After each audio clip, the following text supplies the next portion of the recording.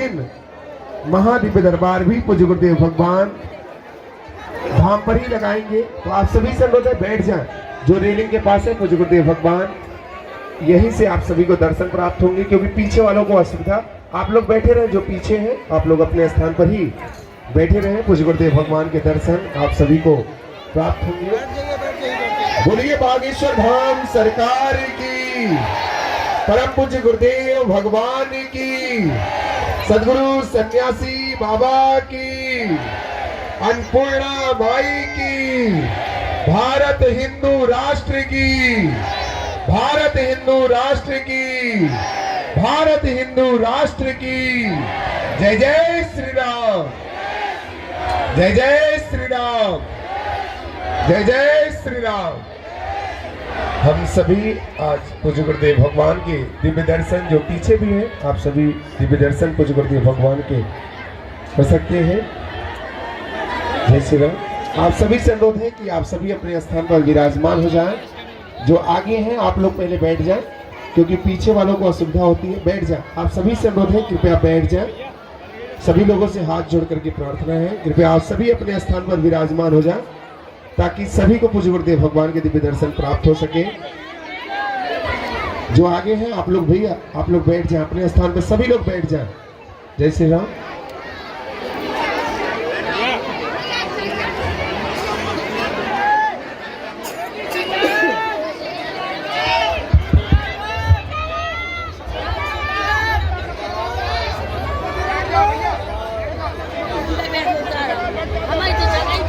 अस्तुत्थामा बलर्व्यासो हनुमानस्य विभीषणः कृपा परशुरामस्य सप्तैते चिरजीवनः।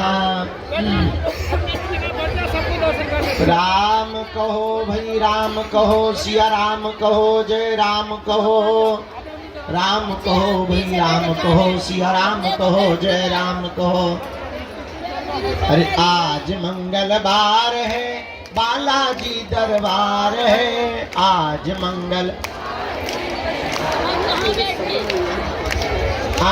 मंगलवार है, बागेश्वर का दरबार है। आज बोलो जय जयकार है। आज मंगलवार है, बोलो जय जय। आज मंगलवार है, महावीर का बार है। आज बागेश्वर दरबार है। आज मंगलवार है, बागेश्वर। गाइए, अरे भैया खाओ पियो नैया का। अरे आज मंगलवार है, महावीर का बार है।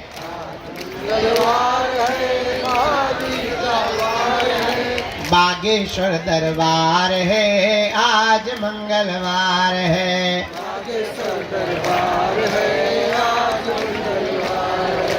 सच्चे मन से जो भी भैया बागेश्वर में आता है,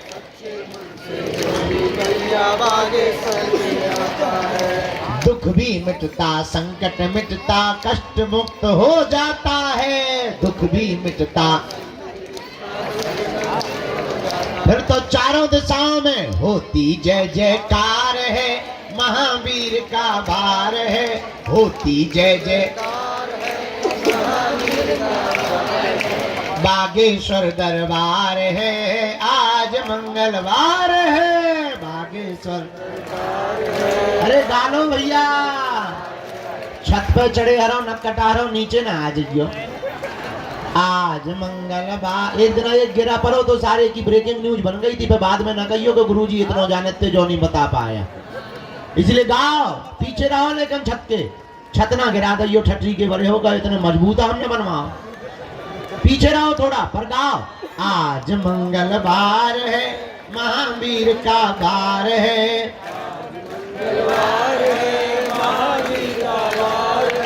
बागेश्वर दरबार है जी, आज मंगलवार है। बागेश्वर बागेश्वर दरबार है, आज मंगलवार है बागेश्वर हम तो बालाजी के बालाजी हमारे हैं हम तो बालाजी हमारे हैं हम तो राम जी के राम जी हमारे हैं हम तो राम जी के राम जी हमारे हैं हम तो गुरु जी के गुरु जी हमारे हैं हम तो गुरु जी के गुरु जी हमारे हैं हम तो बालाजी के बालाजी हमारे हैं हम तो बालाजी के बालाजी हमारे हैं जो नर बागेश्वर आता है बागेश्वर आता है वह सकल पदार्थ पाता है पदार्थ पाता है वो तो संकट मुक्त हो जाता है वो तो संकट मुक्त हो जाता है वो तो गुरु चरणों को पाता है वो तो को पाता है जो नर बागेश्वर आता है भैया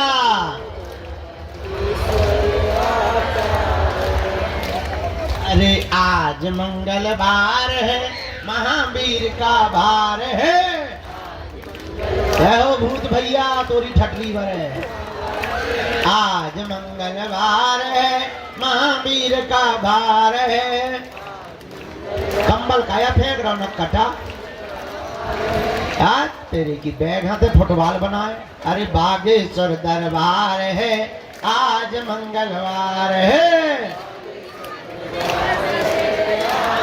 इसलिए गाओ हम तो बालाजी के बालाजी हमारे हैं हम तो बालाजी के बालाजी हमारे हम तो बागेश्वर के बागेश्वर हमारे हैं तो बागेश्वर के बागेश्वर हमारे हम तो गुरु जी के गुरु जी हमारे हैं हम तो गुरु जी के गुरु जी हमारे हैं हम तो राम जी के राम जी हमारे हैं तो राम जी के राम जी हमारे हैं ये तो प्राणन से भी प्यारे हैं से भी प्यारे हम तो बालाजी के बालाजी हमारे हैं तो बालाजी के बालाजी हमारे जो नर बागेश्वर आता है जो नर बागेश्वर आता है वह सकल पदार्थ पाता है वह सकल पदार्थ पाता है वो तो संकट मुक्त हो जाता है तो संकट मुक्त हो जाता है वो तो गुरु चरणों को पाता है वो तो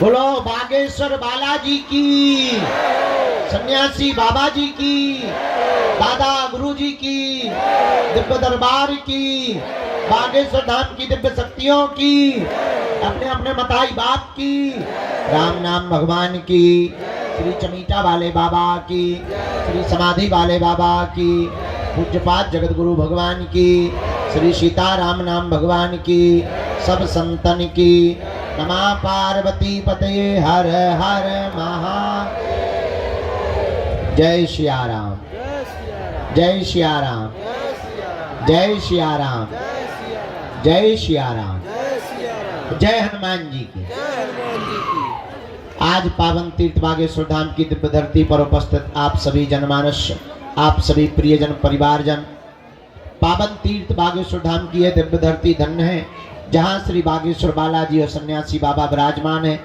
जिनकी कृपा से समूचे भारत में सनातनियों के अंदर एक जोश उत्पन्न हुआ है जो एकता की एक बहार आई है ऐसा पावन तीर्थ बागेश्वर बालाजी का दरबार जहां हम सब विराजमान हैं अपनी अपनी अर्जी लेकर के बैठे हैं अर्जी अपनी है मर्जी बालाजी की है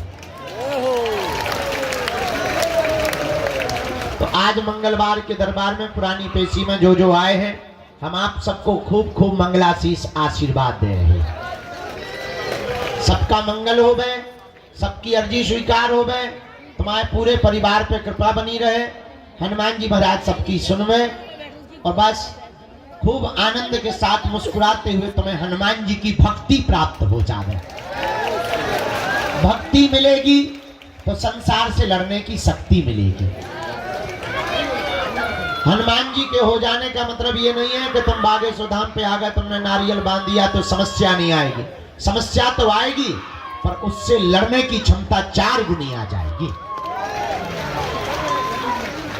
यही बालाजी की कृपा का मतलब है, यही सन्यासी बाबा की कृपा का मतलब है। लाखों लोग पावन तीर्थ बागेश्वर धाम पर आते हैं, बाधा से ग्रसित, ऊपरी बाधा से ग्रसित, रोग से, अपनी विपदा को लेकर हारे थके मांदे, टूटे छूटे फूटे, लेकिन बालाजी के दरबार में जैसे ही अपना मत्था रखते हैं, इनकी ऐसी दया, जो भी नियम व पेशी करता है, जो भी परहेज करता है, जो भी नियम का पालन करता है, जो भी पेशी का पालन करता है, ये सबके चेहरे पर मुस्कुराहट ले आते हैं,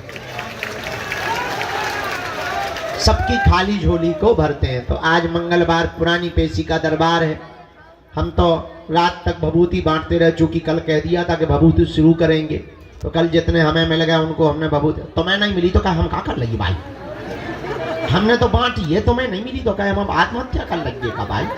हम तो 2 बजे लो बांटत रहे ना, 1-1:30 बजे लो बांटत रहे, फिर हम थक गए थे। अब आज सबको मिलेगी, ठीक है? हाँ, अपराध मत खाना तुम। कक्का बैठ जा, बैठ जा, बैठ जा, बैठ जा, खड़ो ना, वो पीछे बाण हानि दिखा रहा। ए बैठ तो जा, हम मालिक बैठ जा, धरती में है कि सिंहासन लग गए तो कक्का। जय सीताराम। कल भभूति देर तक बांटते रहे, फिर सुबह मंगलवार था इसलिए जल्दी थोड़ा सा लुढ़क गए, और अब तैयार है, अब पूजा पाठ करके नियम करके तैयार है। अब जो भी है, तो पुरानी पेशी का दरबार भी लगाना है, और मन कर रहा है नई अर्जी का भी दरबार लगा दें। जो हॉल में बैठे वो भर गाली बकेंगे हमको, पर अब उनकी गाली हमें सुनाई नहीं दे रही है, क्योंकि हम बाहर आ गए। जय सिया राम। तो दरबार थोड़ी देर लगा लेते हैं, जितनी अर्जी लग जाए उतना अच्छा है। तो कहते हैं जितने मुसलमान बने उतने रोजा घटे।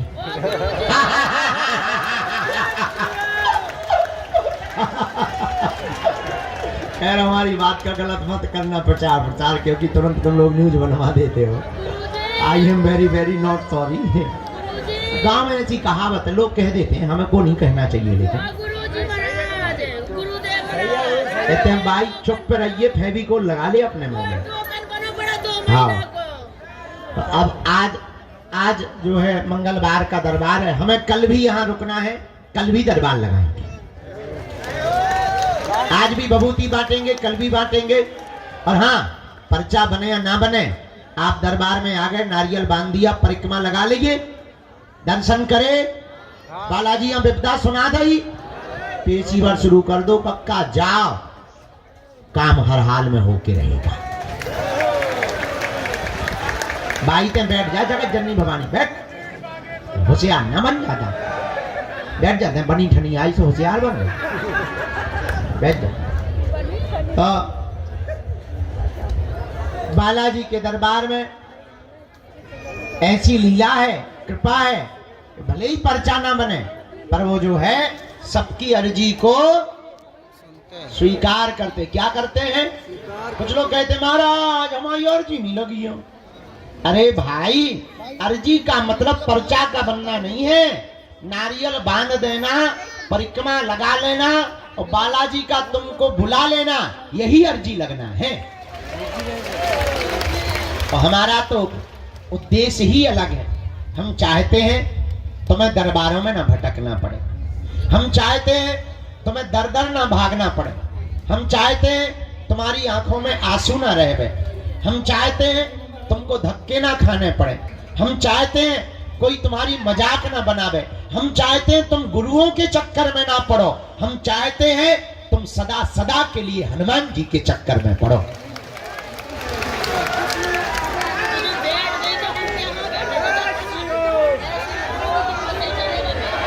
और तुम इस चक्कर में न आओ कि तुम्हारा पर्चा बने, तुम इस चक्कर में आओ कि तुम्हें बालाजी मिल जाए, क्योंकि पर्चा से तो तुम्हारी कुछ समस्याओं का समाधान होगा, पर अगर तुम्हें सन्यासी बाबा प्राप्त हो गए, तुम्हें बालाजी प्राप्त हो गए, तो तुम्हारी आने वाली पीढ़ियां भी सदा सदा एक ही वृक्ष के नीचे छाया लेगी। ऐसा पेड़ मत लगाओ जिसमें केवल तुम्हें छाया मिले, ऐसा वृक्ष लगाओ कि तुम्हारी आने वाली पीढ़ियों को भी छाया मिले। वो एक ही वृक्ष है, उसका नाम है हनुमान जी की भक्ति। चारों युग परिताप है परिसिद्ध। हनुमान जी की भक्ति का ऐसा परिताप है कि चारों युगों में व्याप्त है। एक बात तुम याद रखना मेरे पागलों, तुम्हें बनाई हुई बातें, तुमको प्रेषित की हुई शब्दें, तुमको बताए हुए उदाहरण लाखों मिलेंगे। एक बात और याद रखना, हमारा उद्देश्य बहुत उल्टा है, हम थोड़ा उल्टा जीवन जीते हैं, हम बहुत विचित्र तरीके से जीवन जीते हैं। हम ये कभी विचार नहीं करते कि हम तुम्हारा पर्चा बना पाए, या तुम्हारी मन की बात बता पाए, या तुमको आश्चर्यचकित कर पावे, या तुमको कोई चमत्कार दिखा पावे, या तुमको किसी शक्तियों के बारे में आभास करा पावे। हमारा उद्देश्य सिर्फ इतना रहता है, तुम्हारा पर्चा बने या ना बने, तुम हनुमान जी के हो जाओ और तुम्हारा काम सफल हो जाए। इससे बड़ा कोई चमत्कार नहीं है, इससे बड़ी कोई लीला भी नहीं है। तुम जिस लिए आए हो वो काम सफलता के लिए आए हो। हम चाहते हैं कि तुम्हारा काम सफल हो जाए, पर एक बात याद रखना, भटकोगे तो खटकोगे, अटकोगे तो पा जाओगे। उनके चरणों को पकड़ लो, कब तक नहीं सुनेंगे। कबहू तो दीन दयाल के भनक पड़ेगी कान, कभी तो वो सुनेंगे। हाँ, भगवान के घर देर है, क्या नहीं है, अंधेर नहीं है। तंत्र मंत्र तांत्रिकों के चक्करों में तुम्हें बातें बहुत मिलेंगी, ठड़ूला मिलेंगे बात, लेकिन बहुत ज्यादा जीवन में तुमको एक लंबे समय तक के लिए सुख और आनंद पाना है, जन्म जन्म के लिए तुम्हें कृपा पानी है, उसके लिए तुम्हें हर हाल में हनुमान जी का बनना ही पड़ेगा। आज की बात तुम्हें हमारी कड़वी लग सकती है, आज की बात तुम्हें यह भी लग सकती है कि शायद इस प्रकार से बातें क्यों कर रहे हैं। तुमसे ज्यादा विचित्र आदमी हमने दुनिया में देखा नहीं है। तुम 4 दिन में अपना गुरु बदल देते हो, तुम महीने भर में अपने भगवान बदल देते हो, तुम दरबार बदल देते हो, कुछ लोग तो अपना धर्म तक बदल देते हैं। हमें तुम लोगों से ज्यादा वाहियात आदमी नहीं दिखाई पड़ा। हम यही तुमको शिक्षा देंगे, तुम हमारे भी चक्कर में मत पड़ो, तुम हमारे भी पीछे मत पड़ो, तुम हमारी भी बातों में मत आओ। उठ जाओ, खड़े हो जाओ। जिनसे हमारी बिगड़ी बनी, जिनसे लाखों लोगों की बिगड़ी बनी, तुम भी उन्हीं बालाजी और सन्यासी बाबा के हो जाओ। वो सब सुन रहे हैं, वो सब देख रहे हैं, उन्हें सब आभास है। और तुम ये मत समझो कि तुम्हारी पुकार उन तक पहुंची नहीं। वो देख रहे हैं कि तुम्हारा धैर्य कितना है, वो देख रहे हैं कि तुम कब तक नहीं अधैर्य होते हो, वो देख रहे हैं कि तुम कितने क्षण के अंतिम क्षण तक टिकते हो, वो देख रहे हैं कि तुम्हारी श्रद्धा और आस्था कितनी मजबूत है। इसलिए डगो मत, डिगो मत। और जरूरी नहीं तुम बागेश्वर धाम आओ, तुम्हें हमारे जैसा आदमी भी नहीं मिलेगा। जरूरी नहीं तुम बागेश्वर धाम आओ, तुम जहां रहो वहां से भक्ति करो, वही तुम्हारे लिए बागेश्वर बालाजी है, वही तुम्हें सन्यासी बाबा है, वही तुम्हें दादा गुरु है। जब तुम्हारी क्षमता हो जाए, जब तुम्हारे जेब में व्यवस्था हो जाए केवल आने की, जब वो पुकार लगा दें, तब दौड़े दौड़े उनकी चरण शरण में चले आना। हम तुम्हें दावे के साथ कहते हैं कि तुम्हें हम पूरी जिंदगी क्या, कई जन्म भी ना मिले, तब भी तुम्हारा कोई काम नहीं रुक सकता। काम तो तुम्हारा होकर के रहेगा, क्योंकि काम तो उन्हें करना है, और जिन्हें करना है तुम उन्हें पकड़ो, जिन्हें कृपा करनी है तुम उन्हें पकड़ो। हमें तो कुछ करना नहीं है, हम तो खाली खोखला है, खाली मशीन है, उल्लूनाथ आदमी है, महापागल आदमी है, अनपढ़ गवार गांव के देहाती है। हमें तो जो काम सौंपा गया उनके द्वारा कि तुम्हें ये करना है, तुम्हें हिंदुओं को जगाना है, तुम्हें खोई हुई आस्था को वापस लाना है, बस वो काम में लग गए। और कोई हमारा काम ही नहीं है। हमारा काम केवल तुम्हें हनुमान जी से जोड़ना है, बाकी का काम उनका। एक बात और हम तुम्हें बता दें, अगर वो काम सफल नहीं करेंगे तो नाक हमारी नहीं कटनी, उनकी कटनी है। हमसे ज्यादा अपनी नाक की चिंता उन्हें है, क्योंकि बड़ी नाक वाले वो हैं, हम नहीं है। हमारी कोई नाक क्या है, हमें अपनी औकात पता है कि क्या थी और क्या है।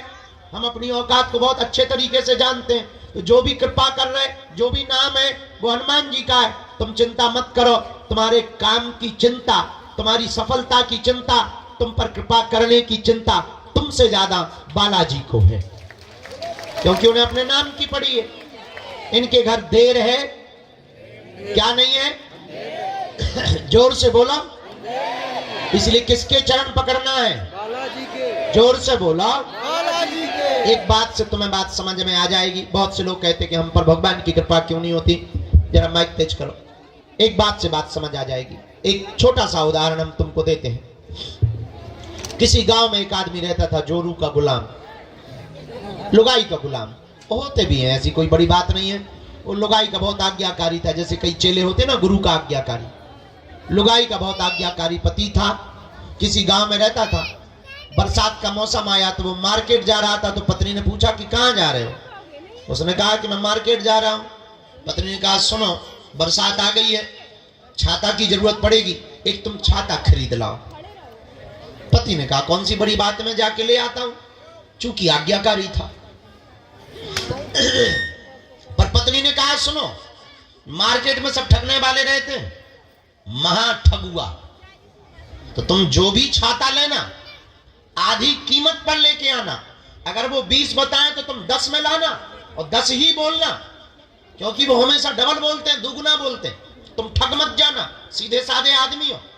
और पतियों को इसी बात पे बुद्धू बनाया जाता है कि मेरा पति बड़ा सीधा है। पतियों को बुद्धू बनाने का बहुत सरल तरीका है कि पत्नियां ये भर कह दें कितने सीधे हो तुम, तो पति बुद्धू बन जाता है पूरी जिंदगी भर के लिए। और कई बार तो पति खुद बुद्धू, क्या ससुर आता है देखने के लिए, वो कहते लड़का कितना सीधा है, और बेचारा बुद्धू बन जाता है। हाँ, गाय जैसा है। गाय जैसी तो देवियां होती हैं। तो बेचारा पति बोला तुम ठीक कहती हो, मैं सीधा आदमी हूं। तो पत्नी ने कहा कि तुम छाता लेना तो जा रहे हो, पर आधे रेट में लेके आना, खबरदार।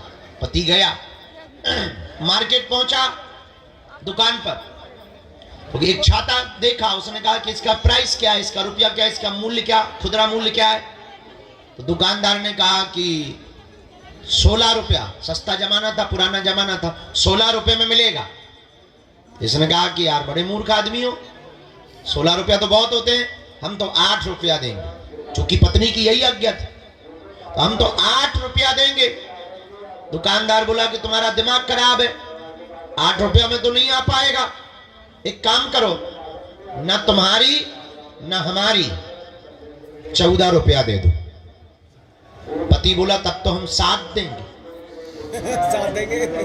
तो आदमी बोला तब तो हम 7 रुपया देंगे। दुकानदार बोला क्या खा पी के आए हो सुबह सुबह से? हम घटा रहे तो तुम भी घटा रहे, तुम्हें बढ़ाना चाहिए। चलो अब सुबह सुबह से हमारी बोनी मत खराब करो।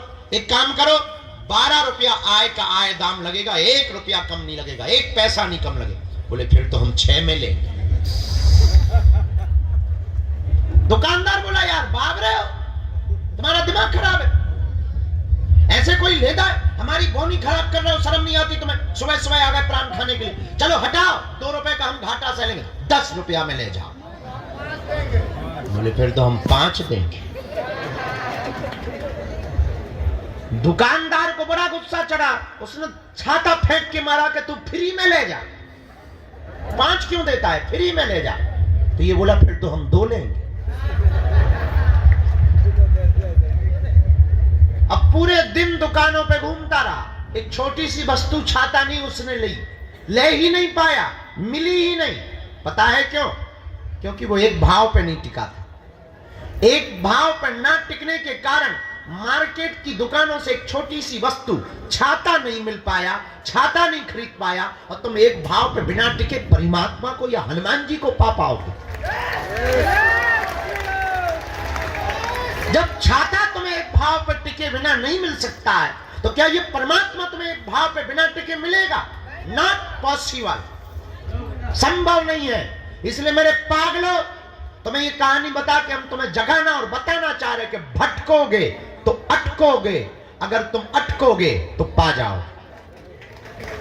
भटकोगे तो एक दिन तुम्हें अटकना पड़ेगा, और हो सकता है तुम्हारी मनोदशा ऐसी हो जाए। मनोवैज्ञानिक कहते हैं, विदेशी दार्शनिक भी कहते हैं कि कई बार, बहुत बार जब धक्के खा लेते हैं तो आदमी का भगवान से भरोसा उठ जाता है, डॉक्टरों से उठ जाता है, गुरुओं से उठ जाता है, टीचर्स से उठ जाता है, पड़ोसियों से उठ जाता है। बहुत धक्के खा लेने के बाद भरोसा उठ जाता है। हो सकता है तुम्हारा भरोसा उठ जाए, पर तुम्हें भगवान पे भरोसा ना हो, और कई बार भगवान तुम्हें मिल भी जाए तब भी तुम्हें लगे अरे इसे समय से ही होते।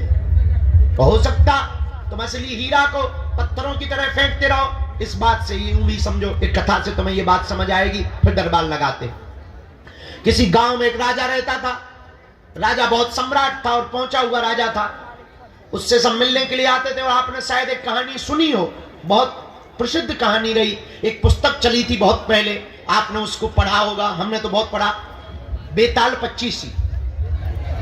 बेताल पच्चीसी की कहानी आपने पढ़ी होगी कि बेताल वो पीछे चिपक जाता है। उसका सीरियल भी बाद में बना, टीवी पिक्चरों में उसका सीरियल भी बहुत आया। तो बेताल पच्चीसी नाम की एक पुस्तक छपी थी। उसमें एक कहानी बहुत अद्भुत थी, वो हमें बहुत काम की लगी। कि एक बार विक्रमादित्य राजा बैठे हुए थे। उसी समय कोई फक्कर महात्मा, फकीर, गांव के महात्मा आए। राजा रोज सुबह बैठते थे, लोग उपहार लाते थे, कोई माला लाता था, कोई पैसा लाता था, कोई मोहरे लाता था, कोई सोना लाता था। राजा अपने मंत्री को देता जाता था, राजकोष में लिखता जाता था। एक साधु आया, उसने एक फल दिया। राजा ने लेने से मना नहीं किया, पर साधु की हुलिया देखकर लगा कि ये कोई पागल आदमी है, गांव का आदमी है, कोई है तो साधु महात्मा, पर अब इनसे क्या बात करनी है, और इनसे लेना भी नहीं चाहिए, पर फल दे रहा है तो मना नहीं करनी चाहिए। फल ले लिया, मंत्री को दे दिया। ना साधु ने बात की, ना राजा ने बात की। और आप आश्चर्यचकित रहेंगे कि वो महात्मा रोज आया, रोज एक फल देता और चला जाता। राजा रोज फल लेता, रख लेता। ना महात्मा ने बात की, ना राजा ने बात की। 10 साल गुजर गए फल देते देते। तो एक दिन एक बंदर बैठा था बगल में। तो राजा को वो महात्मा ने फिर फल दिया। तो वो फल लेकर के उस बंदर को दिया। आज मंत्री को ना देकर के बंदर को फल दे दिया। बंदर ने जैसे ही खाया तो उसके फल के बीच से एक चमकता हुआ बेशकीमती हीरा गिर गया। राजा चौंक गया। आज तक इतना बेशकीमती, इतना चमकीला, इतना बड़ा डायमंड, इतना बड़ा हीरा उसने देखा ही नहीं था। चौंका, महात्मा को रोका, ठहरो, और आप 10 साल से हमें देते क्या रहे? महात्मा बोले यही तो देते रहे जो आज दिया है। मंत्री को कहा कि 10 साल से जो फल मिलते रहे वो कहां है? मंत्री बोला वैसे हम बहुत सावधान आदमी हैं, हमने फल फेंके तो नहीं है, पर नीचे के गड्ढे में डाल दिए हैं। एक अंडरब्रिज टाइप का है, उसमें हमने जाकर के रखे हैं। राजा ने कहा जल्दी खोलो। और जब दरवाजा खोला तो फलों की सड़ंद की दुर्गंध तो आ रही थी, लेकिन उसके भीतर से चमचमाते हुए हीरा दिखाई पड़ रहे थे। ये कहानी शायद तुम्हें समझ में नहीं आएगी, पर थोड़े से समझने से तुम्हें समझ में आ जाएगी कि वो राजा साधारण फल समझ के फेंकता रहा, तो बेशकीमती हीरा को फेंकता रहा, ना पहचान पाया। अगर वो पहले दिन ही पहचान लेता, शायद कुछ और बड़ा पा जाता, शायद कुछ और जान लेता, शायद गुरु की कृपा और पहले पा लेता। पर कई बार हम लोग जानबूझ करके एक भूल कर बैठते हैं, असली हीरा को फेंक देते हैं, और कई बार नकली पत्थर को हीरा समझ लेते हैं। अब वो तब होता है जब आप दर दर भटकोगे तो असली चीज को छोड़ दोगे, नकली चीज में तुम पड़ जाओगे, बर्बाद हो जाओगे। इसलिए मेरे पागलों, तुम आज तक नकली चक्कर में पड़े हो, तंत्र मंत्र हमारे चक्कर में, ये सब नकली चीजें हैं। असली डायमंड का नाम है बालाजी, जिनसे हमने बालाजी से कृपा पाई है। तुम भी उनको पकड़ लो, तुम भी उस बेशकीमती हीरा को पकड़ लो, तुम भी उस बेशकीमती डायमंड को पकड़ लो। याद रखना, इन्होंने सबकी बिगड़ी बनाई, तुम्हारी भी बिगड़ी बनाएंगे, पर एक दिन में किसी की नहीं बनती। हमें भी 12-12 साल तक माथा रगड़ना पड़ा, हमको भी धक्के खाने पड़े, गालियां खानी पड़ी, सेवा करनी पड़ी, रातों भर जगना पड़ा, दिनों भर मंत्र जाप करने पड़े, दिनों गुरुओं के पास जाना पड़ा, गुरु की सेवा करनी पड़ी, सन्यासी बाबा की उपासनाएं करनी पड़ी, तब जाकर के छोटी मोटी सी किरण, छोटी मोटी सी जुगनू, छोटी मोटी सी आशीर्वाद, छोटा मोटा से चरणों का प्रसाद मिल पाया। ये भी एक दिन में नहीं हो पाया, 12 साल लग गए। आप चाहो कि 12 दिन में तुम्हें हो जाए तो शायद इतनी बड़ी घटना नहीं हो सकती है। याद रखना, बिल गेट्स को एक बहुत अमीर आदमी है दुनिया का। बिल